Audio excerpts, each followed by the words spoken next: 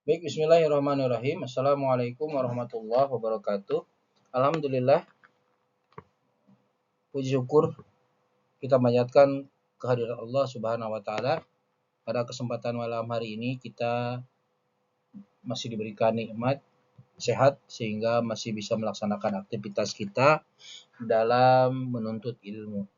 Insya Allah pada kesempatan malam hari ini kita akan melaksanakan perkuliahan yang ini adalah pertemuan terakhir dari perkuliahan kita dengan mata kuliah pendidikan kewarganegaraan. Insya Allah topik pada malam hari ini kita akan membahas tentang Pancasila sebagai dasar negara dan ideologi nasional Indonesia.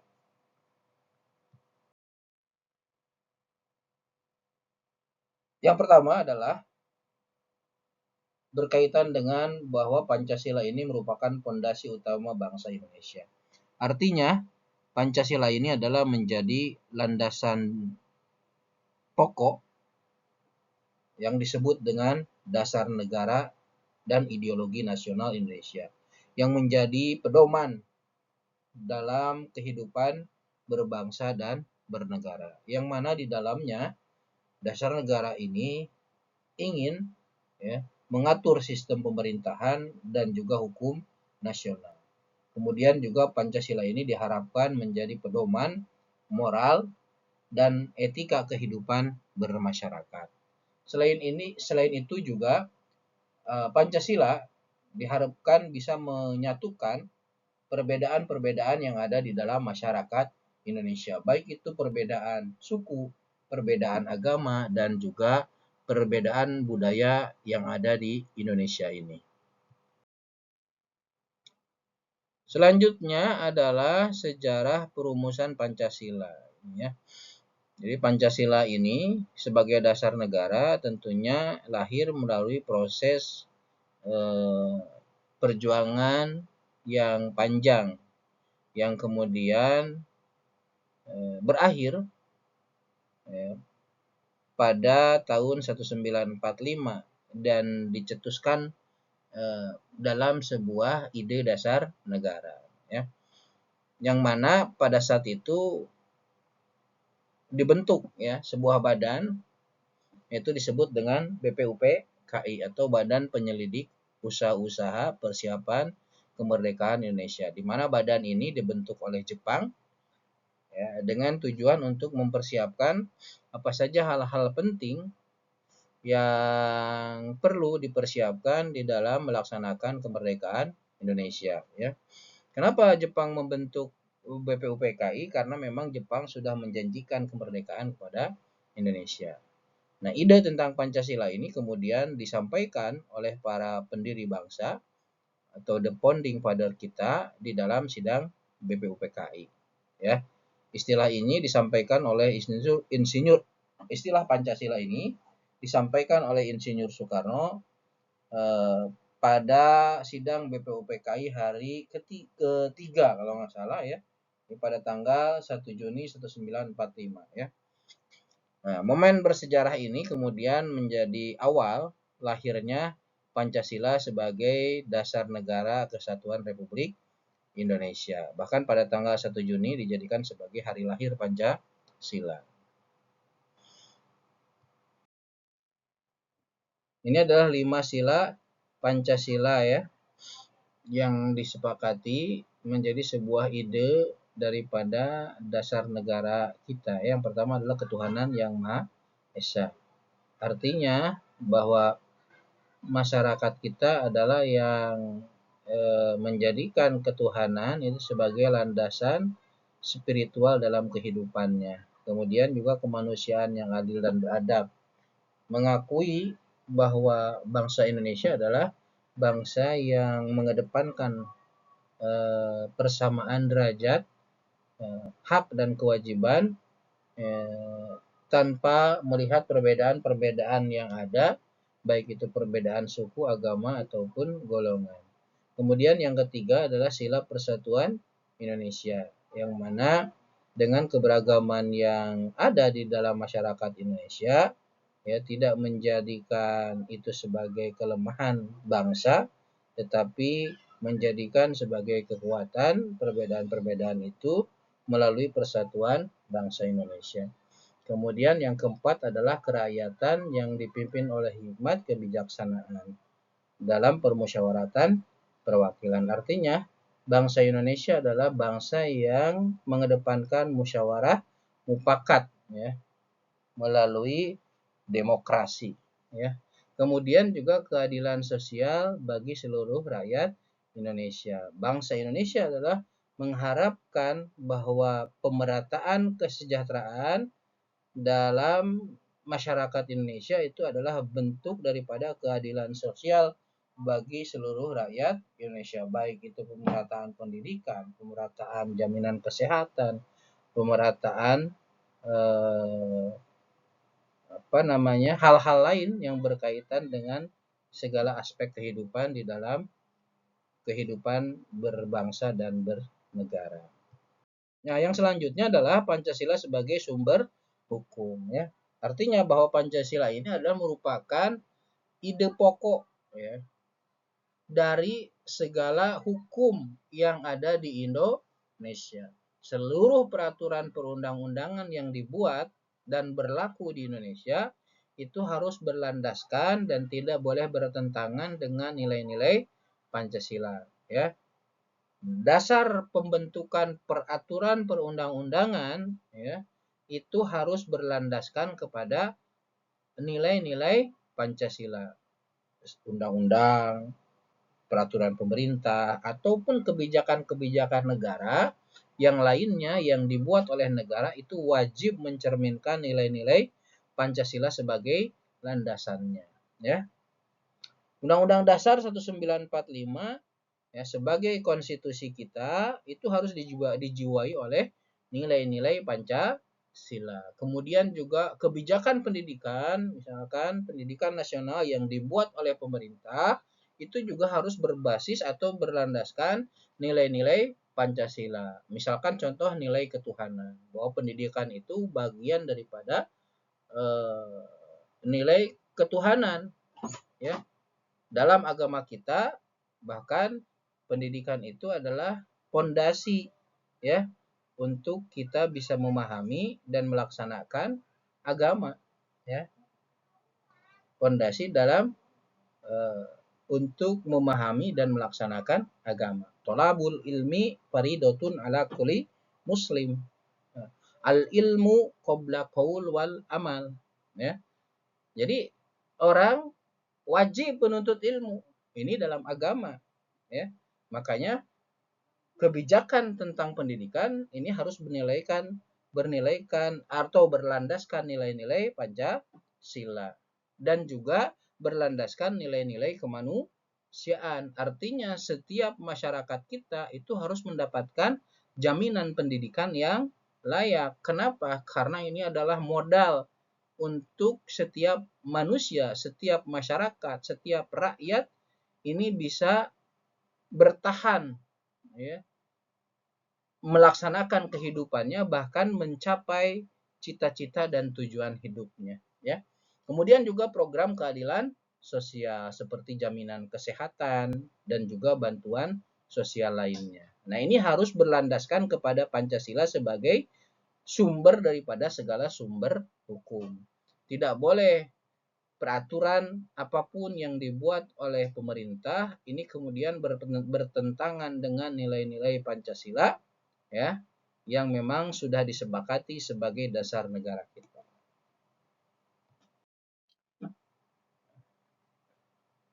Selanjutnya, ini Pancasila sebagai ideologi terbuka. Apa maksud Pancasila sebagai ideologi terbuka? Ya, artinya Pancasila ini adalah ideologi, sebuah pandangan, sebuah pemikiran, sebuah landasan berpikir yang mampu beradaptasi, menyesuaikan diri dan berkembang sesuai dengan dinamika zaman ya, tanpa kehilangan nilai-nilai dasarnya. Makanya kenapa Pancasila dinyatakan sebagai nilai-nilai luhur bangsa Indonesia? Karena Pancasila ini memang ada nilai-nilai yang sudah tumbuh berkembang di dalam masyarakat Indonesia sejak berabad-abad yang lalu, ya. Masyarakat Indonesia, ya, dimulai dari masyarakat kerajaan, itu adalah masyarakat yang sudah percaya akan adanya nilai-nilai ketuhanan dalam kehidupan. Bisa dibuktikan dengan apa? Adanya penyebaran agama, baik itu agama Hindu, agama Kristen, bahkan agama Islam, ya. Nah, masyarakat ini sudah mengenal nilai-nilai ketuhanan masyarakat kita, ya. Kalau zaman kerajaan misalkan zaman dimulai dengan zaman Kutai, ya. Kemudian ada zaman Sriwijaya, ya. Bahkan dibuktikan juga dengan dibuatnya candi-candi. Candi itu dulu, ya, dibuat itu sebagai tempat berkumpul masyarakat, artinya melakukan hubungan sosial. Tentu di dalamnya ada nilai-nilai politis, ada nilai-nilai sosial, ada nilai-nilai budaya, bahkan juga ada nilai-nilai agama, spiritual. Biasanya candi digunakan untuk tempat munajat kepada Tuhan yang Maha Esa, ya.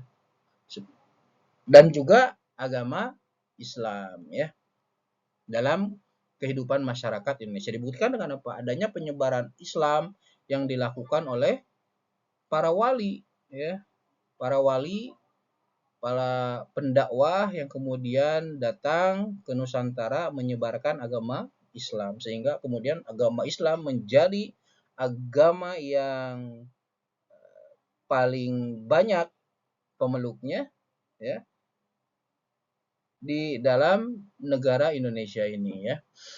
Kemudian juga mampu menghadapi arus globalisasi, ya.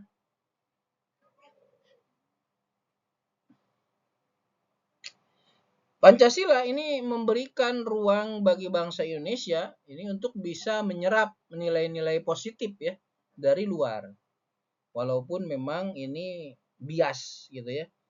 Kadang bukan nilai positif saja, ya, yang datang dari luar. Positif itu bias, mungkin positif ya kita harus melihat mana yang positif buat kita gitu. Kadang mungkin secara global positif dikatakan, tapi bagi bangsa Indonesia mungkin tidak positif. Kenapa? Karena bertentangan dengan nilai-nilai kebiasaan atau budaya yang ada di dalam masyarakat Indonesia. Makanya tetap, ya, bahwa bangsa Indonesia adalah bangsa yang bisa menghadapi arus globalisasi melalui nilai-nilai Pancasila, ya. Nah, nilai-nilai Pancasila ini memberikan ruang bagi bangsa Indonesia untuk menyerap nilai-nilai positif dari luar, ya, tanpa melupakan jati diri bangsa ataupun kepribadian bangsa Indonesia, ya.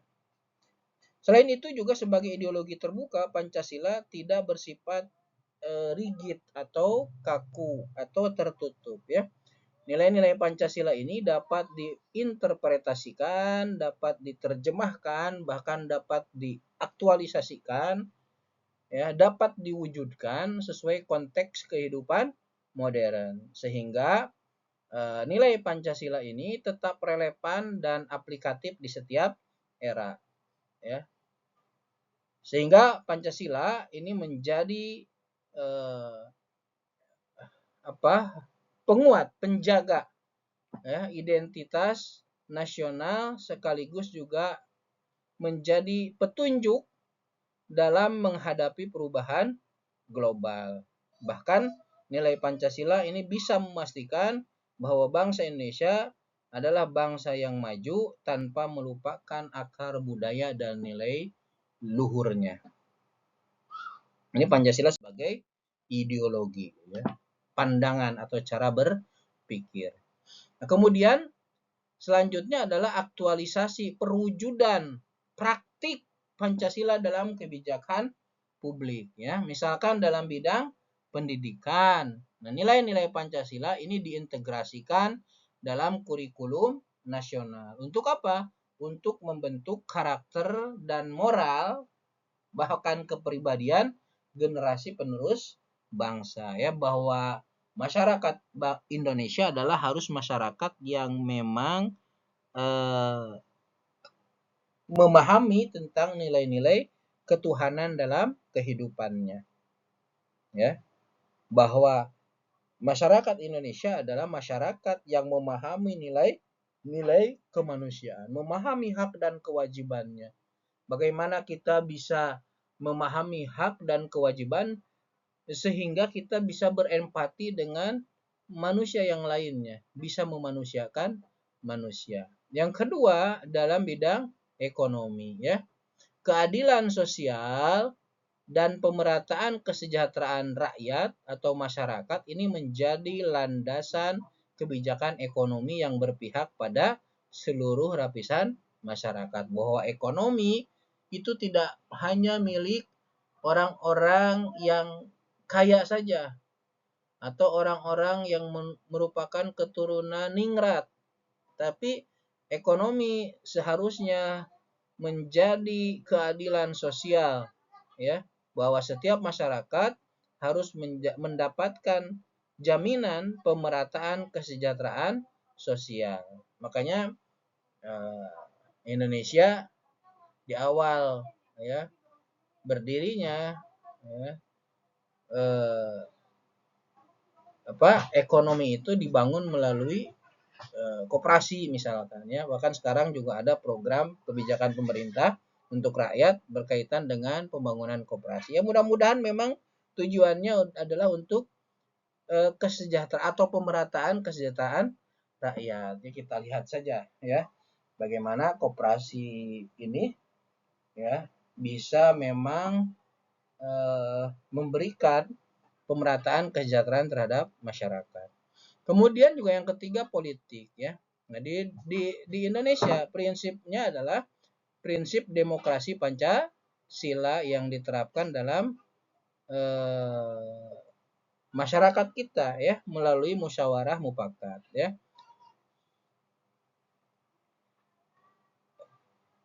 Di mana pengambilan keputusan itu bersifat perwakilan, gitu, ya.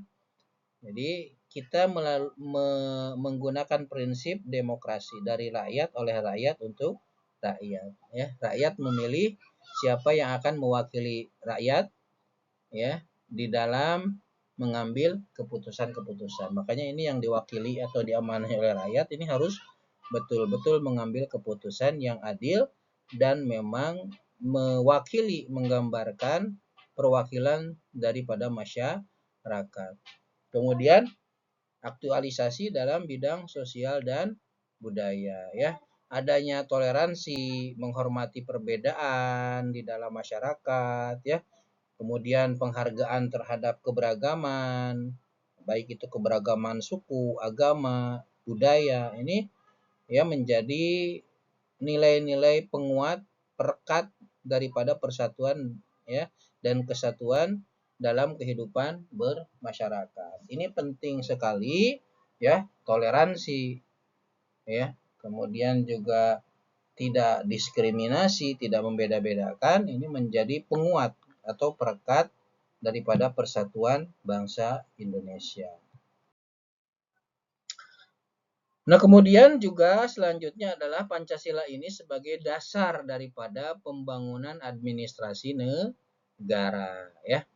Pancasila ini menjadi landasan berpikir, ya, dalam membangun sistem administrasi negara, ya, yang modern, profesional, kemudian juga berintegrasi. Nilai-nilai Pancasila harus mengarahkan birokrasi untuk bekerja secara transparan dan akuntabel demi kepentingan seluruh rakyat Indonesia, ya. Makanya kemarin di DPR itu ada rencana perubahan undang-undang aparatur sipil negara. Nah, ini kaitannya dengan pembangunan administrasi negara, karena ada sebagian melihat bahwa sekarang ini ASN itu menjadi bahkan menjadi beban keuangan negara. Kenapa? Ya, karena banyak mungkin, ya, dari penilaian pemerintah banyak ASN yang kemudian kurang profesional, ya. Nah, ini memang perlu peningkatan profesionalisme bagi ASN ya melalui undang-undang tentang aparatur sipil negara ya. Melalui apa ya tadi profesionalisme ya, ASN yang kompeten, berintegrasi dan berdedikasi tinggi dalam melayani masyarakat, transparansi, keterbukaan ya. Apa saja keterbukaan ya? Keterbukaan itu banyak, bukan hanya masalah anggaran saja, tapi keterbukaan informasi publik sebagai apa? Wujud daripada sila keempat dan juga kelima, musyawarah mufakat, kemudian keadilan sosial jadi transparansi publik itu keadilan gitu ya, dan masyarakat harus tahu ya tentang keterbukaan informasi publik. Kemudian akuntabilitas ya, bisa dipertanggungjawabkan penuh kepada rakyat ya. Ya, ASN itu kan bukan hanya ASN yang di level bawah, termasuk juga ASN yang di level tinggi, kementerian-kementerian ya. Ini kan aparatur sipil negara dibayar oleh negara ya. Negara keuangannya dari mana ya? Jadi 80% penghasilan keuangan negara itu diambil dari pajak rakyat ya. Sehingga memang ya harus bisa dipertanggungjawabkan. Sama halnya kalau paling sederhana kita di masyarakat itu di lingkungan warga ya, di RT RW biasanya ada iuran warga, itu kan jelas ya. Oh, iurannya untuk sampahnya diangkut tiap hari apa, untuk keamanan, ada yang jaga, dibayar untuk orang yang menjaga sistem atau sistem keamanan lingkungan ya. Nah, pajak juga sama, setiap rakyat membayar pajak kendaraan ya. Bagaimana tuh pelayanan terhadap transportasinya? Harusnya jalan itu bagus di mana-mana, setiap tahun diambil pajaknya ya. Jadi kalau kita diambil pajak tapi jalan masih jelek ya, kemungkinan besar ada ketidak akuntabel ya, tidak akuntabel, kurang akuntabel ya. Ya, pertanggungjawabannya kepada rakyat ini kurang. Kenapa? Karena jalan masih jelek. Kemudian harus adanya pelayanan publik berkeadilan. Tidak boleh pelayanan publik ya kalau ke orang-orang tertentu, oh ini mah saudaranya pejabat, oh ini mah anaknya menteri, anaknya bupati, anaknya, dan ini memang cenderung terjadi ya, privilege ya, perlakuan khusus seperti ini terjadi ya. Ya, tetapi harusnya kan pelayanan publik itu berkeadilan, administrasi negara yang adil, merata, dan tidak diskriminasi atau diskriminatif atau membeda-bedakan.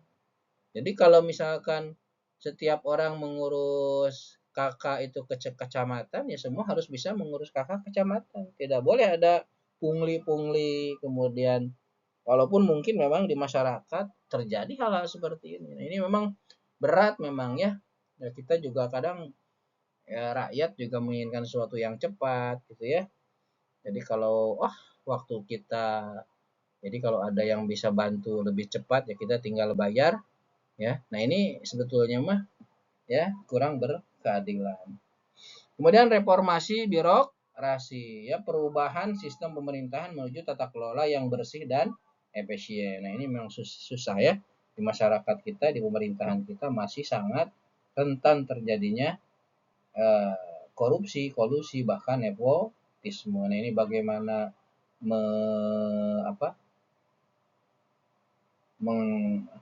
menghilangkan tadi ya, sehingga sistem pemerintahan ini menjadi sistem yang bersih dan efisien. Memang mungkin perlu aturan dan juga pelaksana aturan yang memang komitmen ya. Tidak boleh ada damai-damaian kalau hal seperti ini ya. Kemudian Pancasila juga menjadi pemandu ya, pengarah, petunjuk terwujudnya administrasi negara yang berorientasi pada kesejahteraan rakyat dan keadilan sosial. Nah, ini adalah Pancasila sebagai administrasi negara ya, artinya mengatur bagaimana administrasi kenegaraan sehingga menghasilkan administrasi yang negara yang profesional, kemudian transparan, akuntabel, ya, berkeadilan, menuju perubahan yang baik, ya, sehingga menjadikan administrasi negara yang berorientasi pada kesejahteraan rakyat dan keadilan sosial. Kemudian yang selanjutnya adalah Pancasila dalam era digital, ya. Era sekarang ini, sebelumnya pendekatannya konvensional, ya, dalam pelayanan publik, prosesnya manual, birokrasinya panjang, aksesnya terbatas bagi masyarakat luas sebelumnya, ya. Jadi kalau bikin KTP lama wajar kan, dulu masih manual, ya. Kemudian ada tahap-tahapannya, pintunya banyak, gitu. Nah, sekarang teknologi digital ini berkeadilan, berorientasi pada rakyat, ya, pelayanan cepat, transparan, dan merata berlandaskan nilai-nilai Pancasila. Tapi memang tetap saja kalau kelemahan, kekurangan itu pasti ada, bisa saja kan, ya. Sekarang serba elektronik, semua ya. Semua ada government, ya. Ada money, ya. Ada KTP dan lain sebagainya, ya. Nah, ini kalau memang dilaksanakan dengan sebaik-baiknya, ya, tanpa ada manipulasi-manipulasi, nah ini menjadikan pelayanan-pelayanan yang ada di pemerintahan ini menjadi pelayanan yang terbaik untuk kesejahteraan dan keadilan rakyat. Nah, kemudian selanjutnya adalah internalisasi nilai-nilai Pancasila, ya. Bagaimana nilai-nilai Pancasila ini bisa, yang pertama adalah menjaga persatuan dan kerukunan, ya, di dalam masyarakat, termasuk juga di kampus, ya. Di kampus tempat para mahasiswa ini yang berbeda-beda, ya, ini bisa menjadikan persatuan dan kerukunan di masyarakat, di kampus, ya, sehingga tidak terjadi yang namanya konflik di dalam masyarakat, ya. Di kampus terjadi konflik, bahkan kemudian keributan, di masyarakat ada konflik, bahkan di masyarakat itu biasanya sampai mengakibatkan terjadinya korban, ya, baik itu korban korban berupa fisik, kematian, ya, bahkan juga korban harta, ya. Kemudian menghormati perbedaan yang ada di dalam masyarakat, baik itu perbedaan suku, agama, dan juga perbedaan ras, ya. Selanjutnya adalah berpartisipasi aktif dalam musyawarah dan pengambilan keputusan bersama sesuai dengan nilai demokrasi, mengikuti pemilu, gitu, ya. Ini adalah bagian dari berpartisipasi aktif kita sebagai rakyat, karena kita punya hak dan juga punya kewajiban. Tentunya kalau kita ingin menuju sesuatu yang baik, kita harus memberikan kontribusi. Makanya penting pengetahuan politik itu di dalam masyarakat, sehingga masyarakat kita, ya, dengan sistem yang demokrasi ini bisa melaksanakan nilai demokrasi dengan sebaik-baiknya, tidak memilih karena adanya politik-politik yang praktis, ya. Tapi memang kita memilih berdasarkan apa yang menjadi kebutuhan daripada bangsa dan negara ini, ya. Pemimpin seperti apa yang kita butuhkan, sehingga menghasilkan pemerintahan yang baik ke depan. Kemudian juga berkontribusi pada kesejahteraan sosial, ya, kepedulian, ya. Kemudian gotong royong, dan tentunya juga semangat keadilan bagi seluruh rakyat Indonesia, ya. Nah, kemudian juga Pancasila ini sebagai pedoman moral etika ini jelas, ya. Pancasila mengarahkan kita, menuntun kita ini menghadapi tantangan zaman dengan lebih bijaksana, toleran, dan berkeadilan, ya. Karena Pancasila ini adalah bukan hanya sekedar dasar negara, tetapi juga sebagai petunjuk arah, ya, daripada moral, ya, sehingga dapat menuntun setiap warga negara Indonesia itu dalam bersikap, bertindak, dan berinteraksi, ya, sehingga menjaga persatuan di tengah keberagaman bangsa Indonesia.